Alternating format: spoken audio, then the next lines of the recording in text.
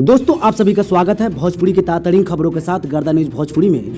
दोस्तों आप सभी को बता दें, हर साल से अलग इस बार आईपीएल क्रिकेट मैच खेला जा रहा है और कमेंटेटरी भी अलग तरीके से किया जा रहा है। ऐसे तो कमेंटेटरी हिंदी और अंग्रेजी भाषा में होता ही था, इस बार भोजपुरी भाषा में भी कमेंटेटरी हो रही है। दोस्तों सबसे बड़ी खास बात आपको बता दें, इस बार आईपीएल क्रिकेट मैच में ट्रेंडिंग स्टार खेसारी लाल यादव धमाल मचा रहे हैं।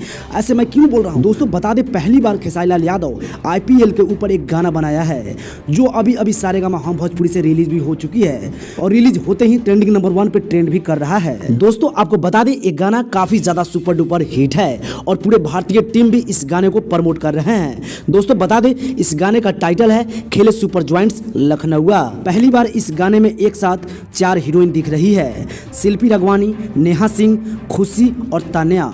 दोस्तों बता दें इस गाने का राइटर आशुतोष तिवारी है।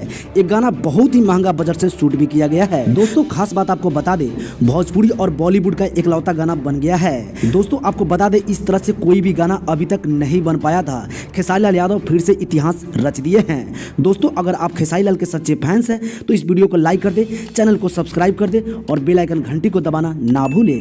मिलते हैं फिर नेक्स्ट वीडियो में, तब तक के लिए धन्यवाद।